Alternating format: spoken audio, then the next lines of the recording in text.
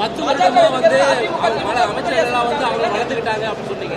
இதே அமைச்சரவையில தான் ஓபிஎஸ் பணியாற்றி இருந்தாரு. இப்ப அவருமே அது கூட சேர்றாரா? கோயம்புத்தூரை பத்தி பேசிட்டு இருக்கலாம். கோயம்புத்தூருடைய ஊழல் எல்லாத்துக்கும் தெரியும்.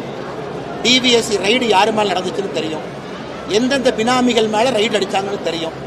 எந்தெந்த பினாமிகள் மேல இடி ரைடு நடந்திருக்குன்னு தெரியும்.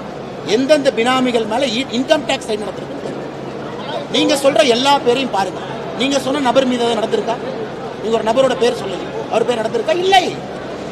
இங்க இருக்கக்கூடிய நபர்கள் மீது நடத்தப்பட்ட நடவடிக்கையை பத்தி பேசுறாங்க. நடவடிக்கையை ஆதாரமாக வைத்து பேசுறாங்க. நடக்கலையா? கான்ட்ராக்டர் வளரலையா? கோயம்புத்தூருக்குள்ள 10 கான்ட்ராக்டர் உருவாக்கலையா? அந்த கான்ட்ராக்டருடைய குடும்பத்தினர் கொண்டு வந்து கவுன்சில் எலெக்ஷன் நிக்க வைக்கலையா? அந்த கான்ட்ராக்டர் பணம் செலவு பண்ண வைக்கலையா? இது எல்லா கோயம்புத்தூர் மக்களுக்குமே தெரியும்.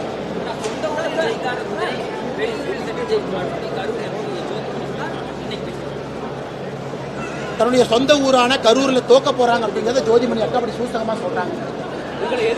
கரூர் எம்பி அங்க என்ன செஞ்சன் வாக்கு கேட்காம தமிழ்நாட்டில் இருக்கிற ஒரு எம்பியும் அண்ணாமலை கோயம்புத்தூர்ல என்ன பண்றாங்க? கரூர் எம்பி கரூர்ல இன்னைக்கு மக்கள்கிட்ட என்ன செஞ்சிருக்குன்னு சொல்லுங்க இல்லைங்களா? கரூர் எம்பி அங்க சொல்றோம். கரூர் எம்பிக்கு ஞாபகமும் அண்ணாமலை எம்பி, கோயம்புத்தூர் எம்பிக்கு அண்ணாமலை, திருச்சி எம்பிக்கு அண்ணாமலை, சென்னை எம்பிக்கு அண்ணாமலை. நான் என்ன பண்றேன்?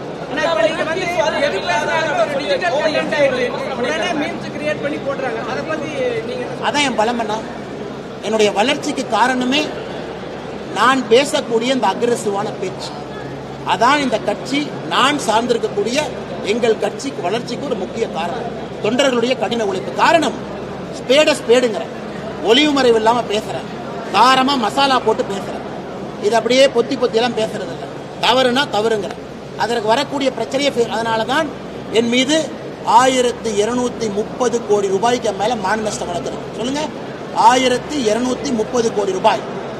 முதலமைச்சர் மு.க. ஸ்டாலின் தமிழ்நாட்டுக்கு வந்து 2.5 ஆண்டுகள்ல ஒரு தனிநபரின் மீது வழக்கு போட்டாருன்னா முதல் வழக்கு எம்எல்ஏ. இப்ப சமீபத்தில் எம்எல்ஏ இபிஎஸ் அவர் மேலே போட்டிருக்காரு. ஸ்டாலின் போட்ட 3 வழக்குல 2 வழக்கு எம்எல்ஏ இருக்கு.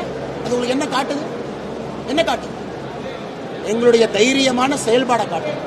முதலமைச்சர் தனிப்பட்ட முறையில் கிரிமினல் டிஃபமேஷன் 2.5 ஆண்டுகள்ல போட்ட முதல் வழக்கு எம்எல்ஏ. பெருமையாக எடுத்துக்கொள்கிறேன். என்ன சங்கடம்? என்ன சங்கடம்? கோடிக்கணக்கான மக்கள் இருக்கிறாங்க, லட்சக்கணக்கான வாலண்டியர்ஸ் இருக்கிறாங்க, இத்தனை அன்புள்ளங்க இருக்கிறாங்க.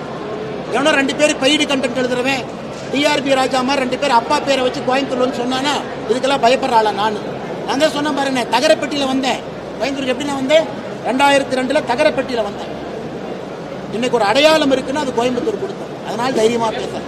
தகரப்பட்டியில வந்து உங்களை சொல்ல சொல்லுங்க.